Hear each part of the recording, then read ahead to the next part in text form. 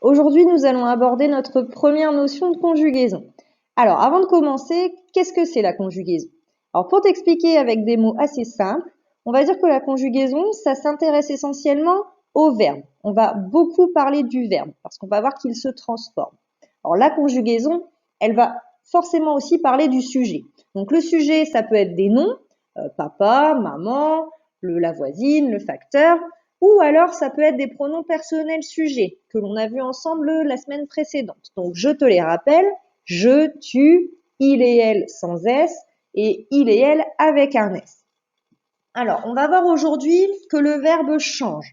Il ne se dit pas et il ne s'écrit pas pareil en fonction du sujet qui l'accompagne, donc en fonction du sujet qu'il y a juste devant. Alors pour te donner un exemple tout simple avec le verbe aller, donc aller ça veut dire se rendre quelque part, hein. On va prendre par exemple la phrase aller à l'école.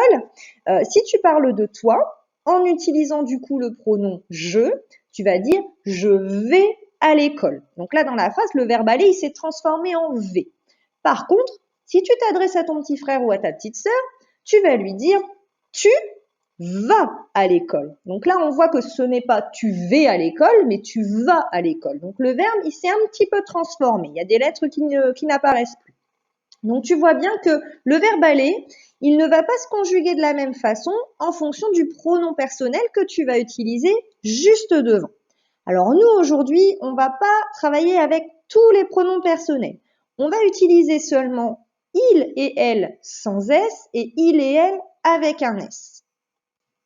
Alors, maintenant qu'on a vu les deux terminaisons, je vais te demander de sortir ton ardoise, ton feutre et de te préparer parce qu'on va faire un petit exercice d'entraînement.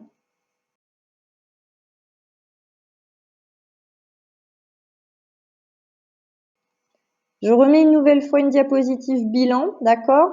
Donc, tu vois en haut, au-dessus de la barre, que lorsque le sujet, tu peux le remplacer par il ou elle sans S, alors à la fin du verbe, on aura la lettre E. Par contre, si le sujet, tu peux le remplacer par il avec un S ou elle avec un S, parce qu'il y a plusieurs personnes ou plusieurs choses, la terminaison du verbe, ça sera ENT. D'accord? Donc, dans l'exercice qui suit, tu vas avoir une phrase avec la terminaison du verbe qui manque. Je vais mettre des petits points. Moi, ce que je te demande de faire, c'est de choisir entre E ou alors ENT. Alors, on ne choisit pas au hasard. Qu'est-ce qu'on fait? Eh ben, on cherche le sujet du verbe. On regarde, est-ce que je peux le remplacer par il ou elle sans S ou il ou elle avec un S? Et à partir de là, tu pourras choisir sans te tromper la bonne terminaison. D'accord? Tu auras une aide-mémoire juste au-dessus. Comme ça peut toujours servir. Donc réfléchis bien et surtout tu as la correction juste après.